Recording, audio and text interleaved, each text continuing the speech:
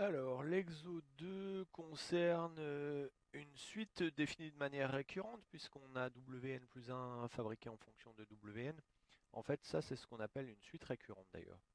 Et la donnée de la valeur de oméga 0. Autrement dit, on a une valeur initiale et on a quelque chose qui permet de faire une transmission. Donc ça sent la récurrence à plein nez. Alors du coup, la question 1, bah, elle se fait par récurrence, avec la propriété Pn, oméga n est définie et positif. La 2, l'étude des variations, eh ben, comme on a affaire à une suite récurrente, pour avoir le sens de variation, on fait Wn plus 1 moins Wn, on regarde le signe, et pour ça, je pense que ça serait bien de faire le tableau de variation et de signe en fait de la fonction f qui est donnée du coup, puisque Wn plus 1 moins Wn, ça fait exactement f de Wn. Alors, déduire de la question présente que la suite est décroissante, bon bah on le verra avec ce qui a été fait. Cette suite est-elle bornée? Alors elle est décroissante celle-là? Euh, Elle est décroissante, elle commence à 1. Est-ce qu'elle peut être bornée?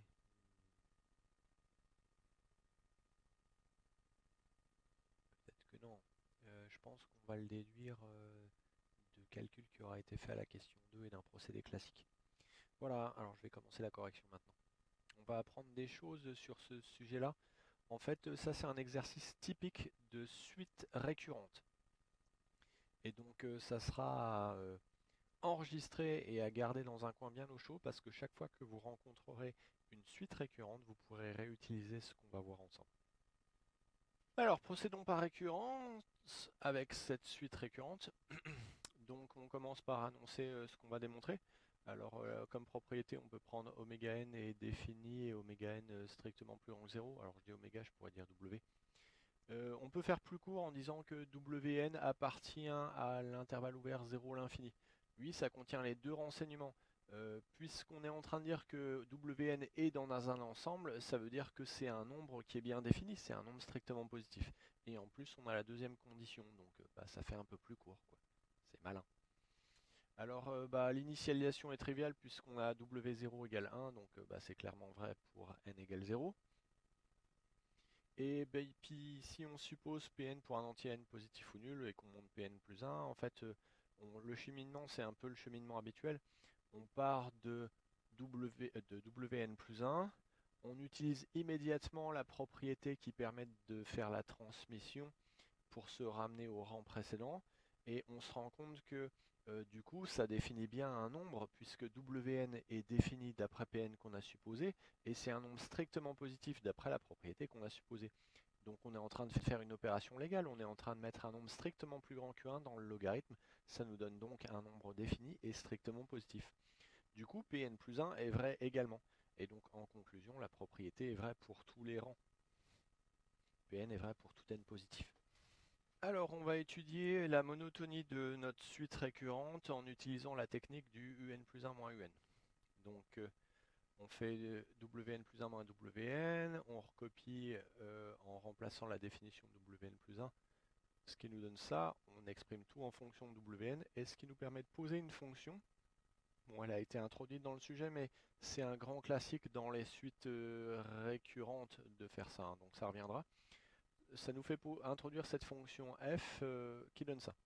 Donc du coup après on a envie de connaître le signe de cette chose là, et pour connaître le signe, bah, si on fait un tableau de variation de f, on saura par quelle valeur elle passe et donc certainement on trouvera son signe. En plus la fonction est gentille comme tout, donc faire un tableau de variation c'est facile.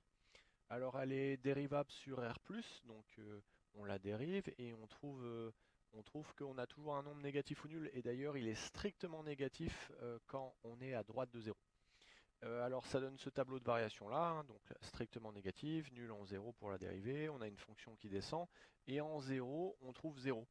Donc ça donne une fonction qui est toujours négative. Du coup ça veut dire que ça c'est négatif. On peut même faire mieux que ça, c'est une fonction qui est toujours négative, mais elle est strictement négative à droite de 0.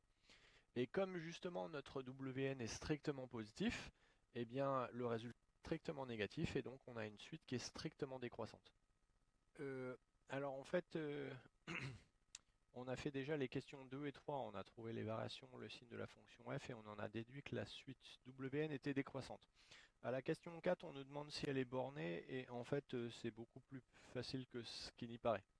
Puisqu'en fait, on a déjà montré que Wn était strictement positif, donc ça veut dire que Wn est coincée à gauche par 0, elle est minorée par 0, et elle est décroissante. Bah, si elle est décroissante, ça veut dire qu'elle est toujours plus petite que W0, et donc tous les nombres Wn sont coincés à gauche par 0 et à droite par W0. Ils sont coincés par deux constantes. Bah, ça prouve que la suite, elle est bornée. Donc on a résolu le problème, mais en fait on va aller un petit peu plus loin parce que c'est très intéressant et c'est ce qu'on va faire toute cette année. On peut faire mieux que ça. En fait on peut en déduire qu'elle est convergente cette suite, ce qui est un problème qui revient de manière chronique. Pourquoi? Bah parce qu'on a une suite décroissante minorée, on a une propriété dans notre cours qui nous dit que si vous avez une suite décroissante minorée, bah elle converge. D'ailleurs une suite décroissante ne converge que si et seulement si elle est minorée. Donc ok, notre suite Wn elle converge vers une limite finie L, et on va en profiter pour remarquer que bah, puisque Wn est strictement plus grand que 0, Wn est supérieur ou égal à 0, or dans notre cours il y a une propriété qui s'appelle la conservation des limites la conservation des inégalités larges par passage à la limite. Ça veut dire que cette inégalité large, là, elle est large parce qu'il y a un égal, si on fait tendre n vers l'infini, elle est conservée. Or, en la faisant tendre vers l'infini, bah, Wn tend vers L, 0 tend vers 0, donc ça veut dire qu'à partir de cette inégalité-là, on en déduit celle-là. Ce qui veut dire que on a déjà découvert que Wn convergeait vers une limite L, et on vient de découvrir que L est supérieur ou égal à 0. Mais on va pouvoir aller encore un petit peu plus loin, puisqu'on va montrer que L est exactement égal à 0. Alors, comment est-ce qu'on fait pour montrer que Wn tend vers 0? Eh bien, on a montré précédemment que Wn tendait vers une limite L finie qui était positive ou nulle. En fait, on a affaire à une suite récurrente, autrement dit, on a une relation comme ça entre Wn plus 1 et Wn. Et alors, il y a une manière classique de l'utiliser, c'est de faire tendre n vers l'infini dans cette égalité. Si on fait ça, bah, Wn plus 1, ça a la même limite que Wn, ça tend vers L. Mais Ln de 1 plus Wn, ça va tendre vers Ln de 1 plus L. Comme on a le même nombre à gauche et à droite, leurs limites sont les mêmes. Autrement dit, on a L qui est égal à logarithme de 1 plus L. Alors si je fais passer ça de l'autre côté, on retombe sur la fonction f du début de l'exercice qu'on a étudié. Donc on a f de L qui vaut 0. Et alors c'est pour ça que j'ai laissé le tableau de variation de f sur le tableau. C'est que f, il y a un seul endroit en lequel elle s'annule, puisqu'elle est strictement décroissante et qu'elle passe par 0 en 0. La seule façon d'avoir f de L égale 0, c'est d'avoir L égale 0. Notre limite L est positive ou nulle. Donc vous voyez, si L prend la place de x, la seule façon d'avoir 0, c'est d'être là. Du coup, bah, on sait que Wn tend vers une limite L positive ou nulle, et forcément cette limite vérifie L égale 0. Donc du coup, bah, la suite elle tend vers 0.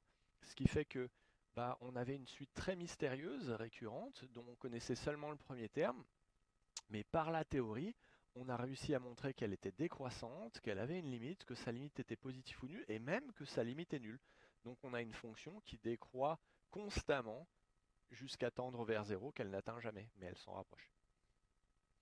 Alors, les idées et les outils qu'on a vus dans cet exercice-là reviendront, puisque on a eu affaire à une suite récurrente. Chaque fois que vous aurez affaire à une suite récurrente, eh ben, les outils qu'on vient de voir là, la conservation des inégalités larges par passage à la limite, ou cette façon d'utiliser la relation là pour trouver la limite, vous la réutiliserez et ça vous donnera des points en devoir.